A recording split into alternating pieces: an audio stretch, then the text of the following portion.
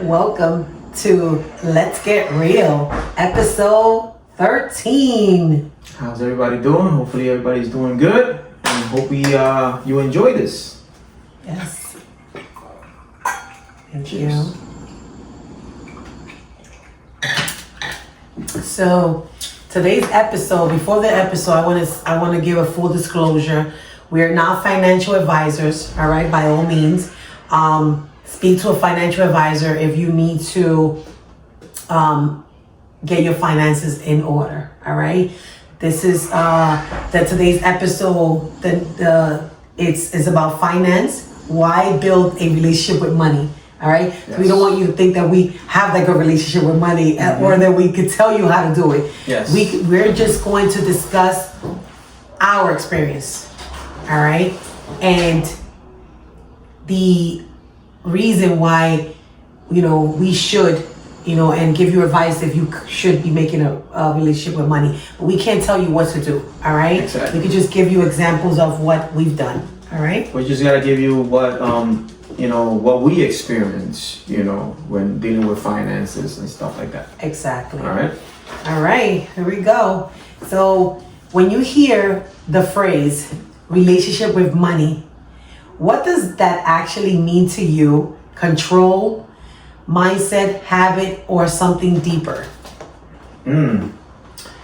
So we always heard the phrase that, money is the root of all evil. That if you become obsessed with money, that makes you an evil person. That's this, that, and the third. But also, you also got to consider that the lack of money, is also bad, because that makes you want to do things that you're not supposed to do, right? That Yes. When you don't have money, that's when people start like thinking like, what can I do? And they start getting desperate and stuff like that. And they start making bad decisions and stuff like that. That's when you see, people robbing banks, robbing people because they're desperate.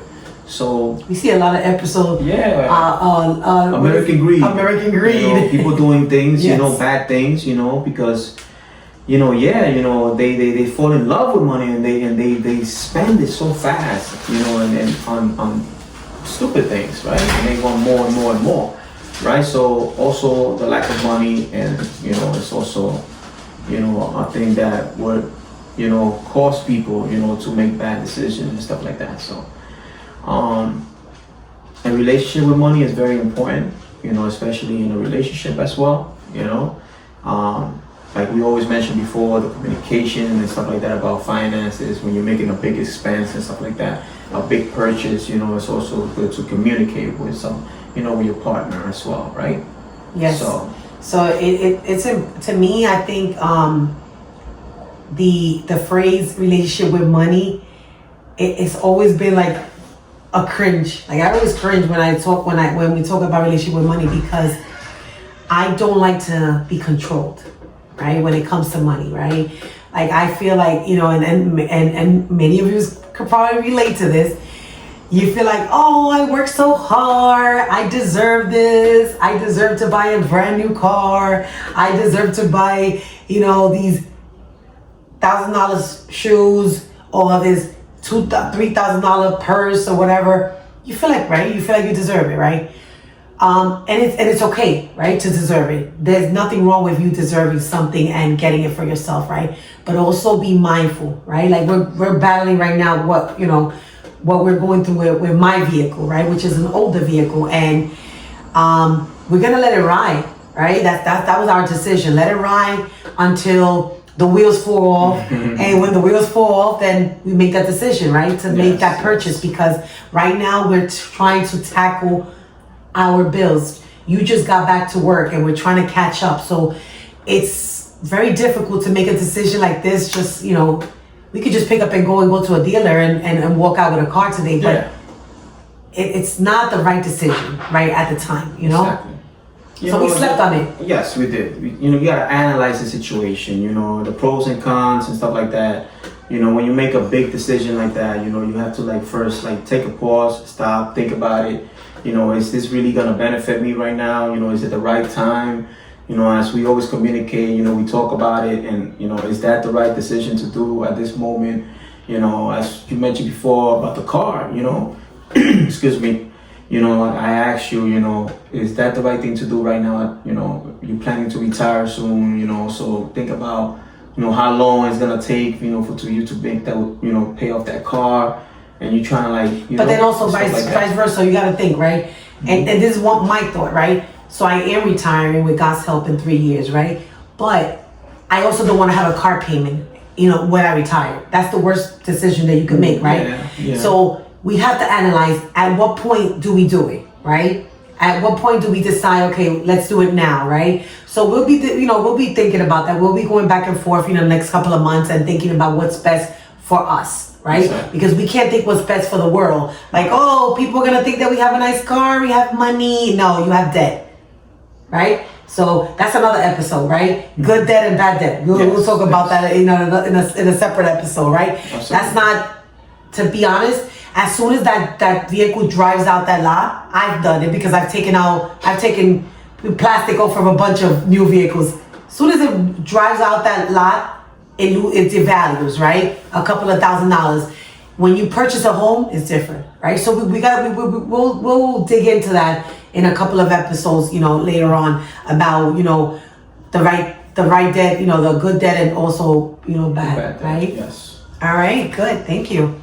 So, how did your upbringing shape the way that you view and handle money today? Well, I'll take this one first.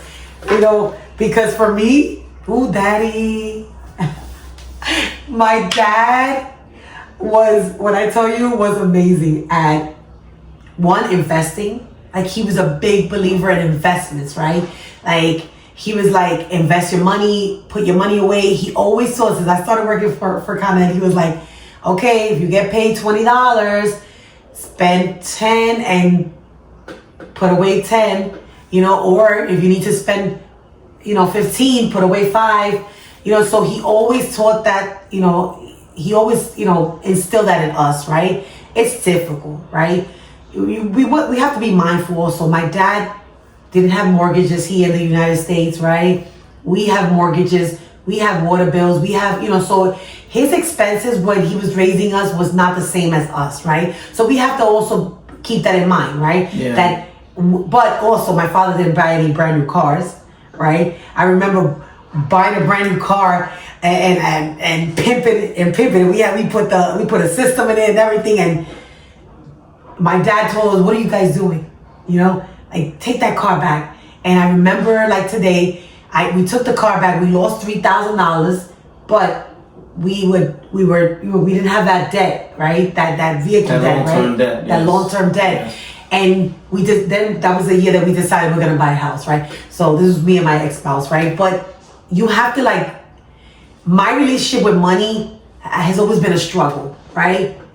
And I was raised to save money, to invest, and yeah, I invested. I want to be that. That's one thing that I'm a very big believer. If you can invest your money in property, I had at 1.3 properties at the same time. So investments are very important, because when you don't have money, you could pull out of your house. This is your house, you know. So that's important to have, right? That's a great thing to have.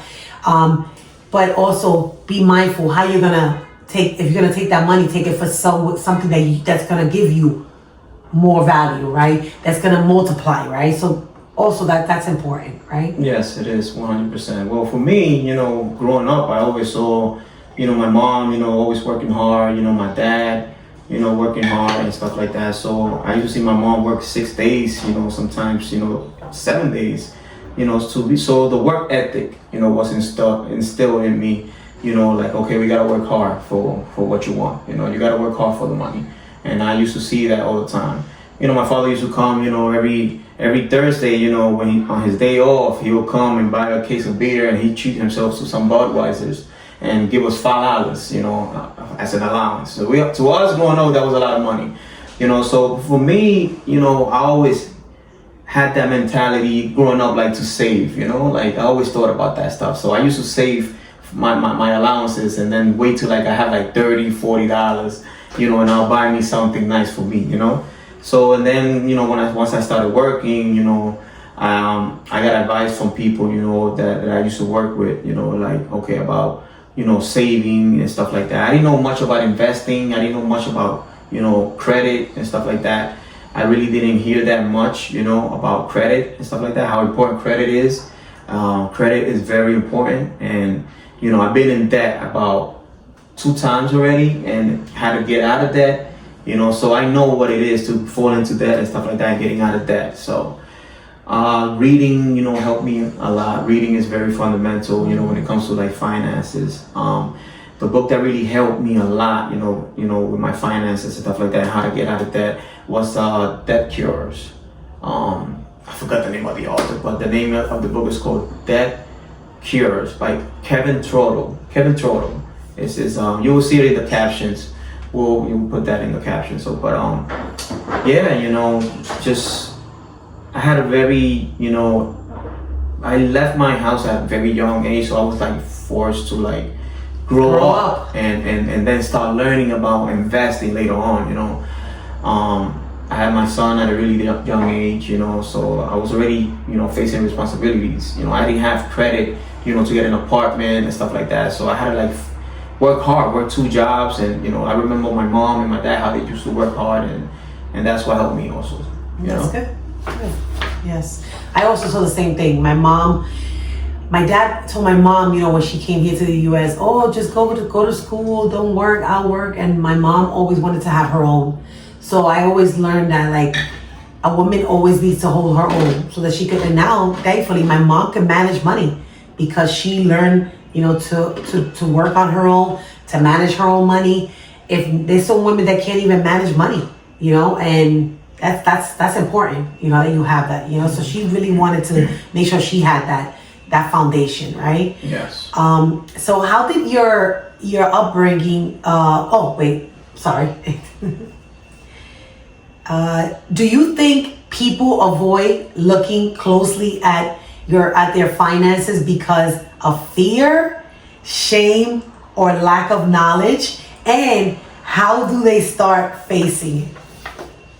Well, it's not easy, especially if you have a lot of bills that you gotta take care of and stuff like that. We tend to not even want to look at those bills and stuff like that because it's like, oh my God, some people are living paycheck to paycheck, and it's not easy, so, oh my God, what am I gonna do with this, with this paycheck? What am I gonna pay? What am I gonna have left over? Unfortunately, they don't have that, that luxury, to do things, like go on vacation and do things that they want to do because they gotta pay the bills, and stuff like that.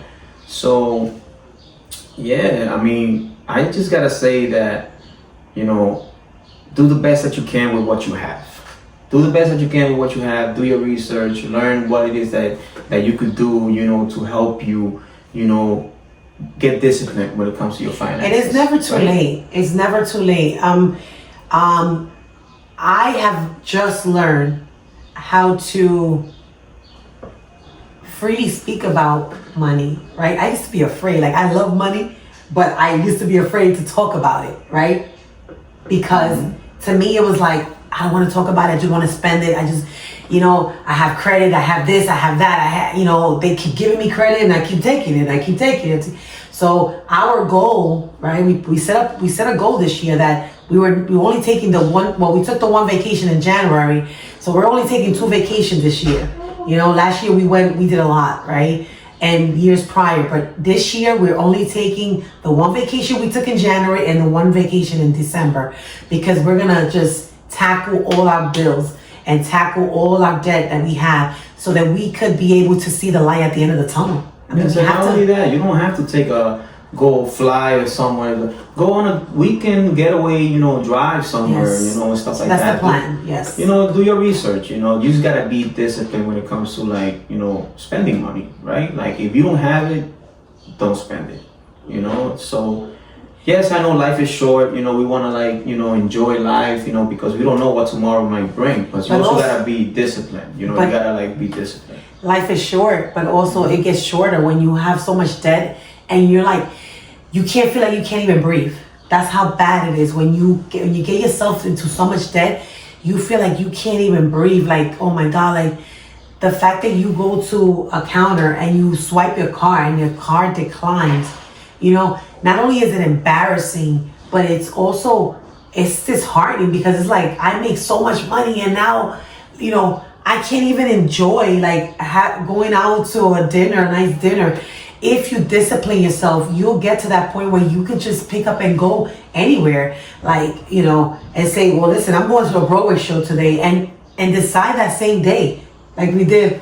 Last week, right? Yeah, it has nothing to be. It doesn't have to be something crazy, something expensive. Go watch a movie, go watch a Broadway show like we did. Go watch a comedy show, something. Yes. It's not gonna like break your thing. Break the bank, yes. The bank. So. And be disciplined about it, right? Like, remember, be mindful, and especially for women, right?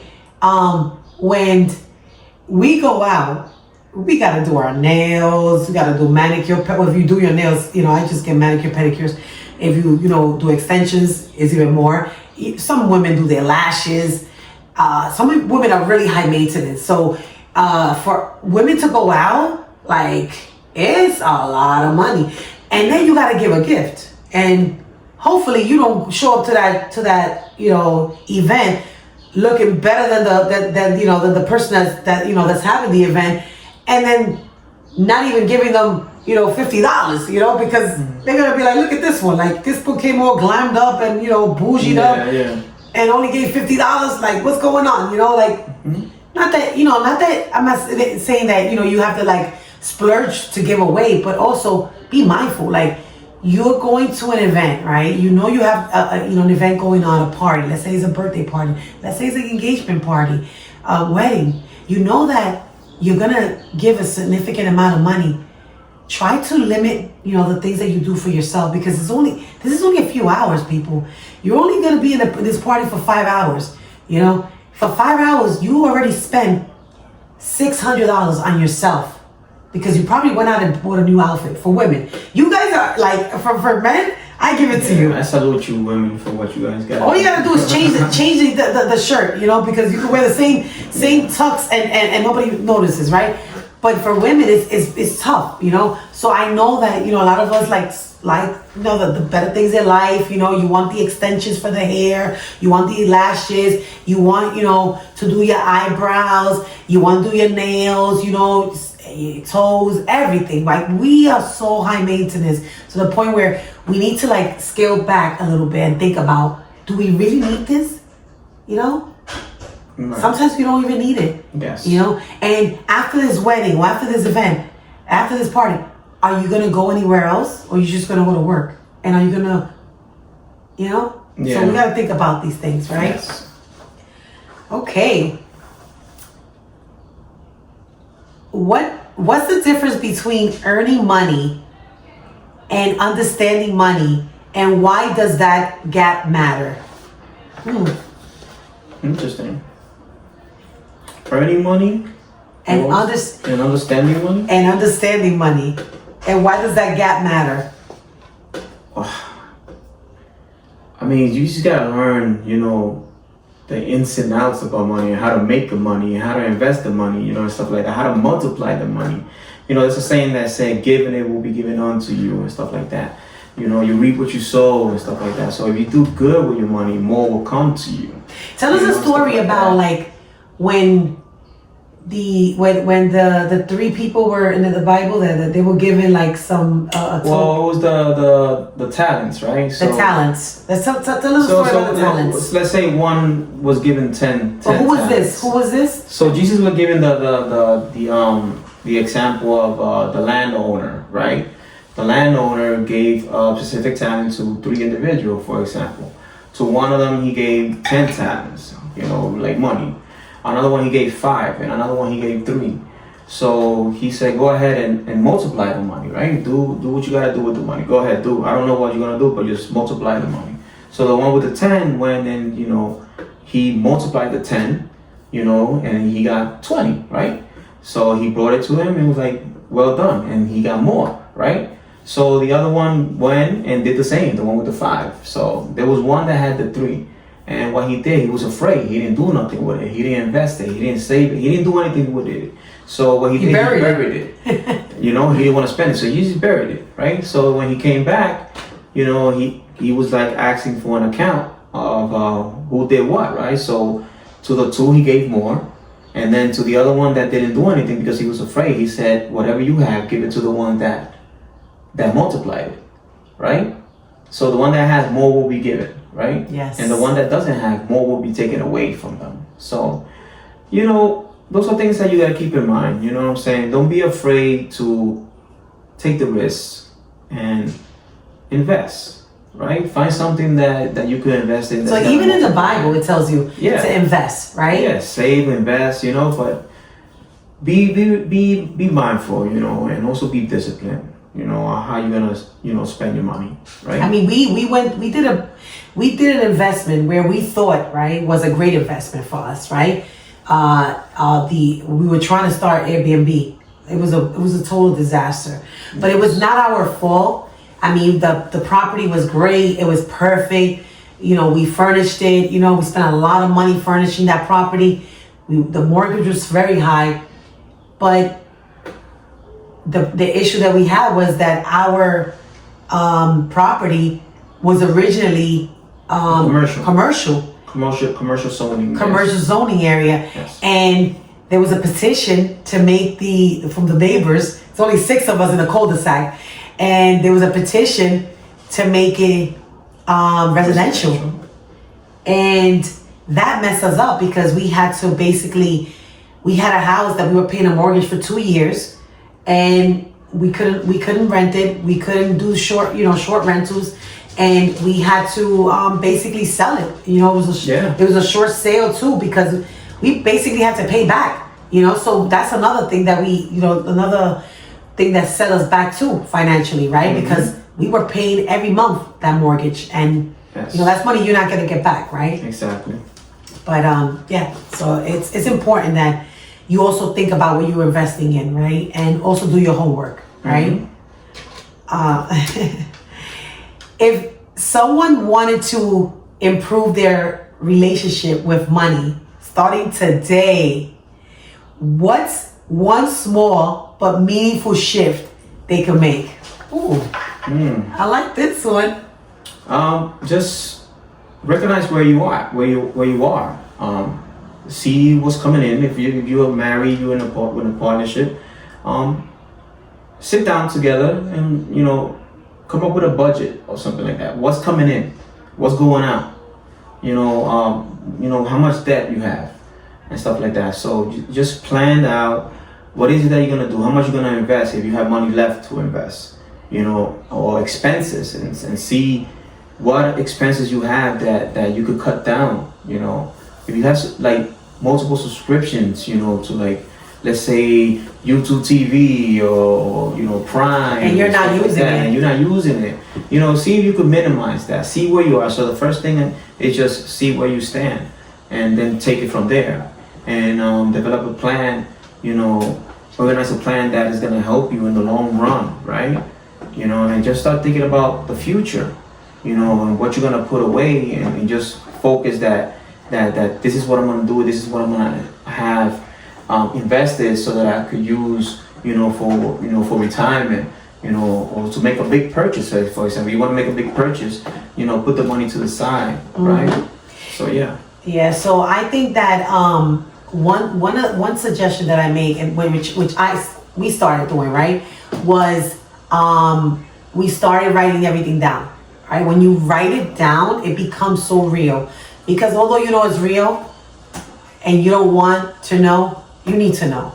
You need to know. You need to know exactly how much. You need to know how much, like we put together how much, you know, debt we had, how much monthly payments are supposed to be coming out of that. Also, we put together every and we actually put it in writing, like not on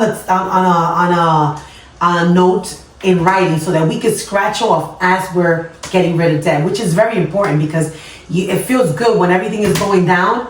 You're like, wow, like this is where I was, and this is where, you know, and where we're going, you know, where we're gonna be. So it's important that, you know, that you write that down, right? That you write down your debt, because it helps you see the visual, right? You have it written down on paper, right? and it says, and it tells you, okay, this is where we were. Then you scroll down, you go to the next page, and next page you already scratched off, and now it's a new number. So all of that helps you sink in. It's like when you want something, right? It says write it down, and it becomes, Yes, it comes to yes. fruition, right? So we want to write down your debt. Write down the debt that you have. Write down as you're going, through the payments, and also try to minimize, right, spending on those cards that you already paid, right? So one thing that I did was I locked my cards. So it's funny because it looks like one of my kids tried to use a card on Amazon by yes. mistake yesterday, and I'm Yes. like, yeah, automatically it sent an alert that the payment didn't go through, and that's because I had locked my cards. So only stuff that you authorized, right, previously will go through. Yes. But if you lock your cards, when you yourself are going out there to go make a purchase, you have to unlock it, Exactly. right? And they say, okay, like I unlocked it the other day when we did a purchase.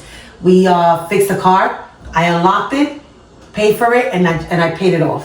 Right. So you have to discipline yourself. It's a discipline, it's a process. It's not gonna happen overnight. No, it's And not. I tell you, you're talking to the person that loves spending money. Any little thing I see, I want. I'm a Temu queen, Amazon queen. But I've learned to control myself. Also spending on clothes. One thing that I've done too with the clothes is that if I see there's something that my daughters don't like and they don't want, their trash is my treasure. And we all fit into each other's clothes, so that's a great thing. Before it used to be a curse for me because they used to take my stuff, but now it's a blessing for me because I wear their stuff. I take whatever they don't want, I take it on. So it's important that that you understand that you don't have to have the best of the best every day. If you want to one day buy yourself an outfit, buy yourself, and you want to go on a shopping spree, and you say, okay, this is the limit. This is how much I'm going to spend. I have $500, I'm going to spend it. But also be mindful, control yourself, And one thing that I started doing as of April 15, so proud of me, I want to get my first, right? Well, I have a Louis Vuitton that my daughter bought me, but I want to buy a big one, a big bag. I started putting away cash money. So I withdrew the money and I'm putting it away so that in December, when we go to Europe, I can get my bag. Okay. It's a sacrifice, but every pay period, I'm gonna take the money that I committed to, and I'm gonna So that's a smart thing to do. Be disciplined and have a little savings on the side for something that you want. Yes. Even Yes. if you put $10 away, Yes. it goes a long way, right? So Yes, so- that's smart. yes. But is there anything that you would want to tell the audience, any advice that you want to give them about the fear, right? Because it's scary, right? It's scary to be in debt. It's scary to find yourself not being able to do any things, right? Because money is important, but also it's, if you don't respect it, it's like electricity, right? If you don't respect it, right, it could be very dangerous, right? And gas, right? If you don't respect it, right, it's dangerous. Yeah. So what can you tell us about that fear of finances? All I could say is just learn. If you don't know anything about financing, do your research. There's a lot of YouTube videos out there that will help you. A lot of content out there that will help you with your finances and how to get organized and disciplined and stuff like that. But if you're not being responsible, it could hurt you. And one of the leading causes in divorces and stuff like that, is finances. Getting into debt and stuff like that is too much that it affects the relationship, right? So do your research, look for a video on finances, how to create a budget and stuff like that, how to invest. If you're looking to invest, your money, and where to put your money. You know, those are things that you could research, right? So that's what I suggest. You know, do your research. Yes. Well, thank you. Awesome. Till the next one. Have a good one.